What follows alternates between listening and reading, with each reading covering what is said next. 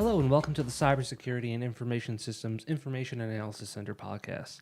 Today is a breakdown episode where we discuss topics that we deemed worthy in depth in a little bit more detail than we would normally, and give the average viewer a more in-depth description and knowledge of it. Today I'm sitting with Cully Patch. Hi, Cully. Hi, how's it going? And today we're going to be talking with Cully about cybersecurity situational awareness and what that means to improve impacts on human actions and missions in order to make better decisions. So, Cully, I think you wanted to start off a little scenario to kind of illustrate what's going on. Right. It's just a generic scenario, but it's based on the real situations. You have a pilot that's on a bombing run. He's on the target. Everything's going well. Maybe had to maneuver a little bit on the target, got a little fixated and started thinking about the target a little bit more. And then the straight and level flight. And everything's a go. We're ready to hone in, ready to hit the pickle button. And all of a sudden, bam, it falls into a mountain, right? Yeah. So, I mean, what happened here? And it's a lack of situational awareness on the part of the actor there that really ultimately, in their ultimate goal to try to fixate on the goal, they ended up not accomplishing it entirely. And so it's a good example of a failure in situational awareness, and it's actually driven a lot of research in that area, of which Dr. Mika Ensley, a former chief scientist of the Air Force, wrote a lot. It was well renowned in this area. Cully, can you tell me a little bit more about Dr. Ensley and her research on the key aspects of situational awareness and what those were? Yes. In order to kind of define or understand situational awareness, academia goes back and tries to define what exactly we're talking about. And so what Dr. Ensley and her colleagues basically broke it down to is three main elements. Mm-hmm. The first element is perception, and that can be anything from one perceiving of one's sight, vision, mm-hmm. Hearing, those separate things, as opposed to or an aircraft's altimeter mm-hmm. reading these sensors, like instrument readings, right? Mm-hmm. Instrument readings, telemetry, these type of things that are bringing in information. They're basically data at this point. Yeah. But then also you kind of transition to what they call comprehension mode, where you're taking all these different perceptions in and putting them into context and starting to understand what's going on in the physical environment. Because that's super important, because what you're trying to do in your brain is you're trying to bring together what's going on in the real world into your brain so they can conceptualize what's going on. Mm-hmm. And ultimately, the last one they called projection. Based on these patterns, understanding and comprehension of understanding of their environment, could they actually predict what's going to happen next and possibly prevent things from happening? Okay, cool. So you talk about perception, comprehension, and then projection. So taking in that data, understanding that data, and then assimilating that data into actions. Right. Okay, so let's talk about a little bit more real aspects of situational awareness in the real world. So we were talking off camera about knowns and unknowns. Can you explain what those are? Right. It's probably been made most famous in the last few years from former Secretary Donald Rumsfeld in 2002, one of his press conferences. But it's based on a lot of pre-doctrine, and it's very important when it comes to situational awareness. You've got basically three different situations. You've got your what you call a known knowns. And a known known is really good because you kind of really understand what it is, what's the threat, what's the intentions and capabilities of the threat, and how it may affect your operations. So you can make some good decisions when it comes to that. But then transition to more of what they call the known unknowns. Now, you know that the threat exists, which is a good thing, but you still may not know exactly how, when, and where they're going to attack you, and maybe the overall impact to your operations. Mm-hmm. But the most important one, and what kept Secretary Rumsfeld up at night, according to him, was the unknown unknowns. And these are key because you can't even really know they exist. So how could you even formulate how to detect them, what detect them of, and what kind of impacts they'll have on your mission? How can you protect yourself against an enemy that you don't even know exists and can't see, and Right. they're just out there in the world. Yep. Exactly. Yep. So. Okay. So how do we prepare for these unknown unknowns? Well, there's a lot of theories behind it, but the idea is, and especially based on some of the work by Nassim Taleb on the Black Swan and also Anti-Fragile, is the idea is that you can't know the known unknowns because obviously they're unknown, right? But you could kind of flip it on its axis and say, well, what needs to happen? What do I actually have to happen in order for my mission to succeed? And then you walk through that process. And the Air Force has actually adapted a process called functional mission analysis based on that. But it helps you because, and this is the neat thing, is it not only helps you be more resilient against your enemies, but you become more resilient against our worst enemy, which is usually ourselves. Yeah. Whether it's being hitting the wrong button or doing the wrong thing, and we end up defeating ourselves. But if the systems are more resilient than the fact of what absolutely needs to be done, critical, gets done, then it's resilient against both. So making sure you know what's going right in order to really step through that process in order to make Absolutely. sure. Okay, cool. Yep, including the dependencies that are involved there. So you know you can literally prioritize what you need to protect more than others, because not all things in cybersecurity are equal, and it can't be. We just don't have the time. Keeping in the topic of the unknown unknowns, how do we turn those unknowns into known threats? Right. Well, we have to do it through a process of detection, and that's kind of by establishing some sort of threshold between what is normal and what is not. And just like in counterinsurgency, the whole problem with counterinsurgency, it's not the bad guys and the good guys over here, and they can easily separate them out. They're all together in one environment, and it's very difficult to tell which is different, which is not. I call it a communications insurgency.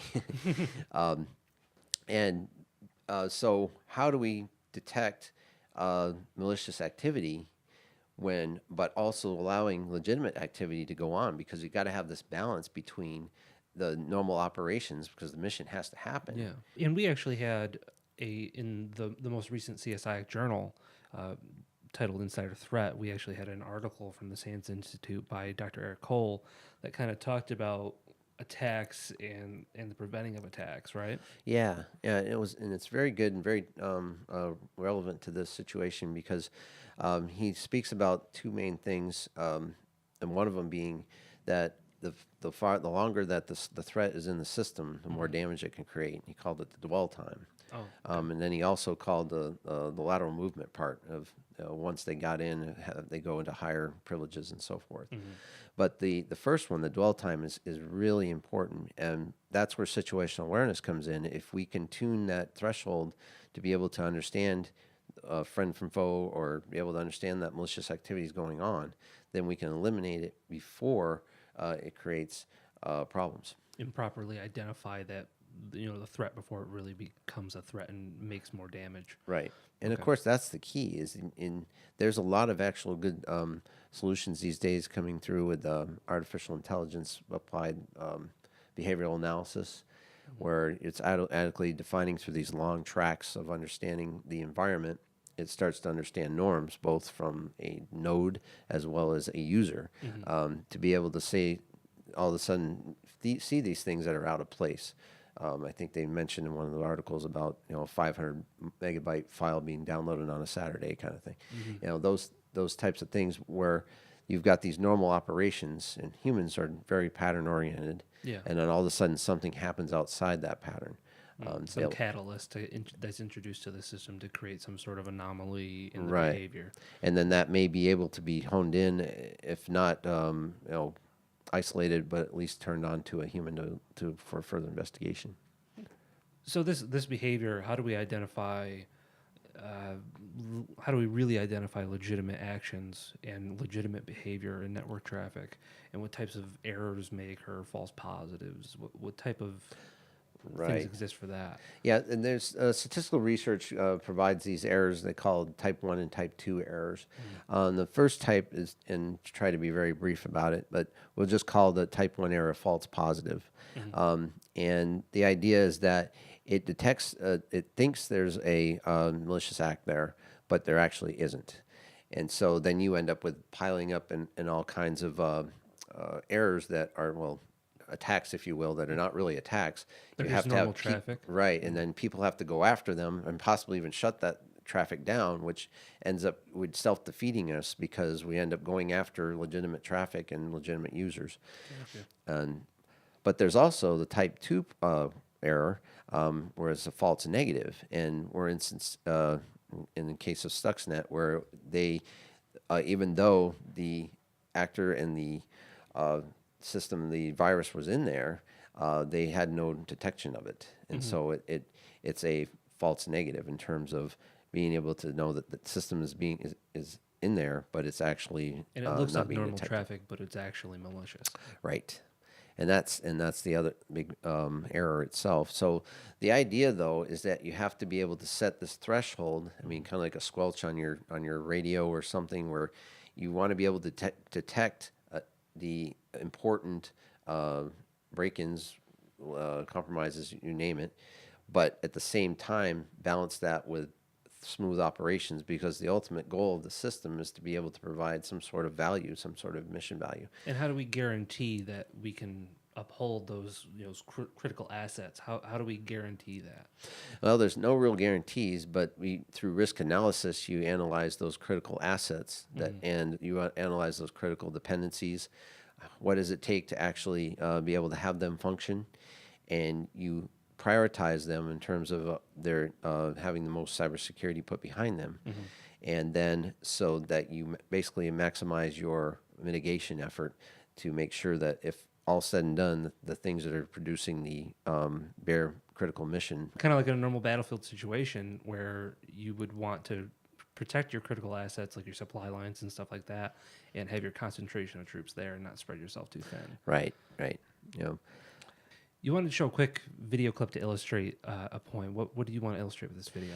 Well, I have to be able to let them view the video first and then talk about it, because if we talk about much about it, it actually We'll change their perception of it? Yeah, it'll Okay. violate the thing itself.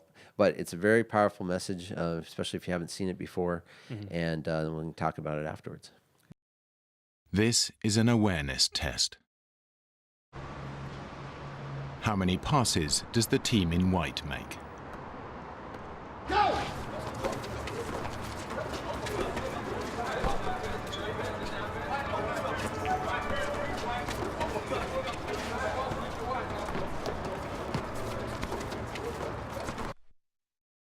The answer is 13.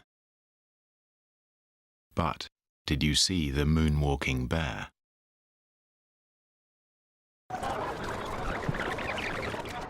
Go!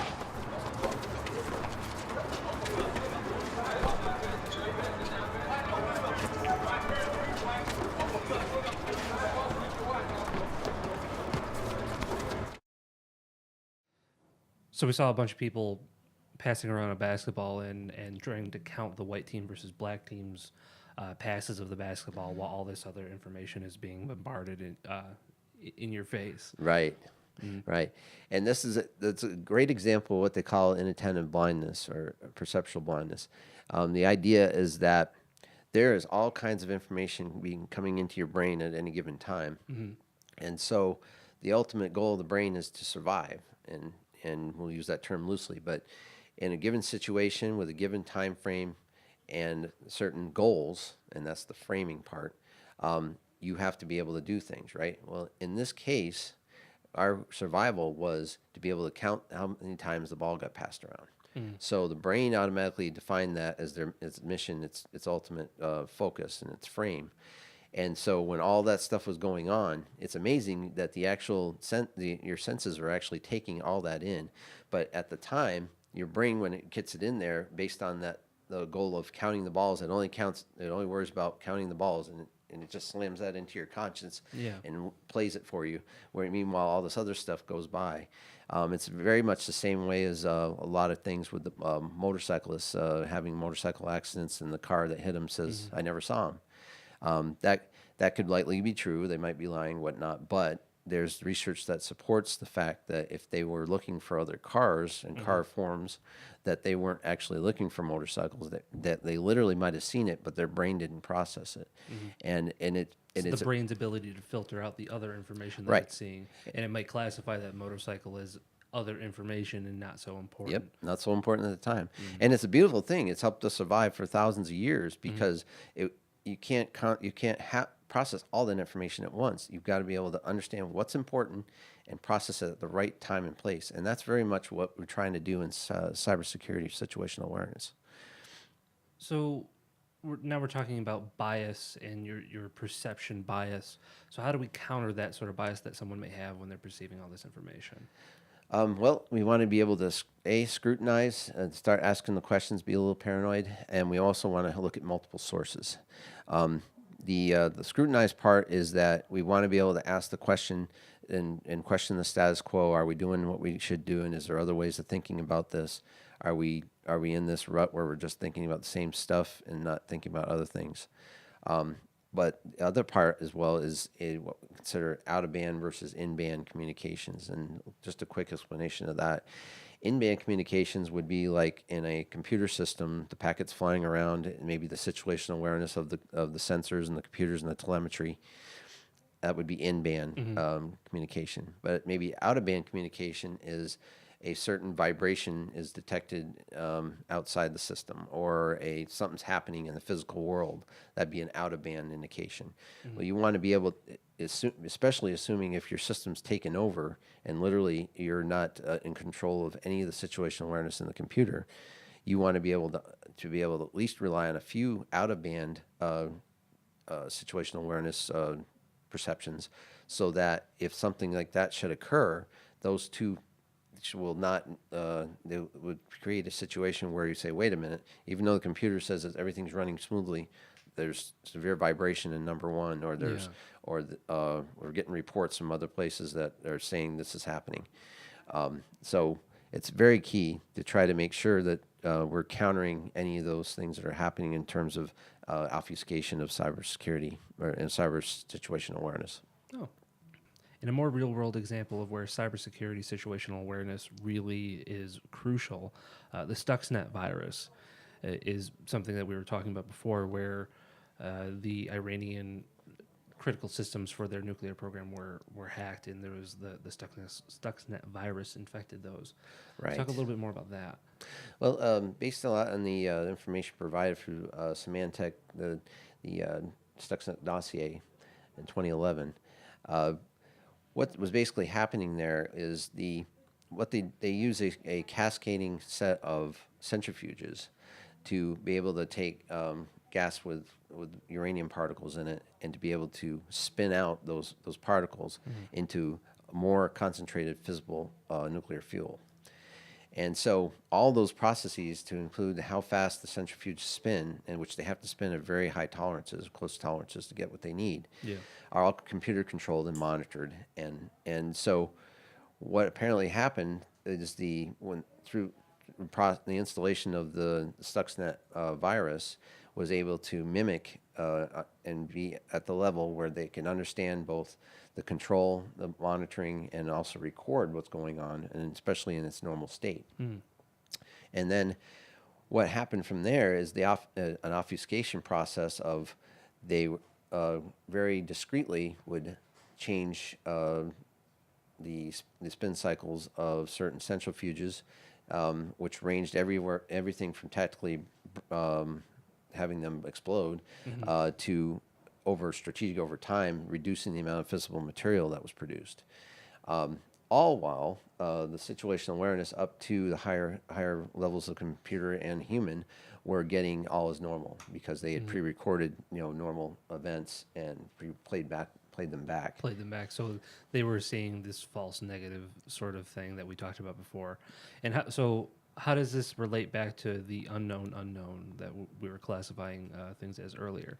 Well, it's very interesting, because from the operator's standpoint, people who are operating the nuclear power plant, they had no idea what was going on. So it literally was an unknown, I mean, you could argue maybe it was a known unknown that this possibility existed, but they probably weren't even thinking about it. So let's call it an unknown unknown. I mean, everything could be a known unknown if you just sit there and play what if. Yep. What if this? What if this some person attacks us? Right. I mean- Exactly. And so, but the thing about it was, in-band communication was all taken over by the Stuxnet virus. So they were just getting all as well from their in-band communications. But it wasn't until these out-of-band communications where reports were coming in that they possibly could be compromised is when they refocused and understood kind of what the problem was, allowed to understand what the critical focus would be, retooled their telemetry to include maybe manual inspections, understanding all of these things come together to actually to understand the problem and then solve it, corrective action. So we see a very real world example that we can kind of study and learn from on how to really make cybersecurity situational awareness an important aspect of any industry, any industrial complex, or any organization. Right. Well, basically, overall, today we wanted to talk about overall situational awareness and how it's not a new thing. It's been happening with everything from air crews to anyone that's had to do understanding of the battlefield to be able to actions and being subject to deceptions and other things, right? But there's been a lot of academic study on this and to try to help crews and others better survive. And so they concentrated on definitions of things such as perception, comprehension, and projection. And based on those things, we're able to think through these processes a little bit better to be able to apply their specific situations. And this also includes cybersecurity or situational awareness. Being able to think about things about what kind of things can we perceive, what kind of telemetry we're looking at, what's most important, back to that whole trying to be unbiased but yet critical asset focused. What do we need to what's most important in our dashboard and what do we need to look at?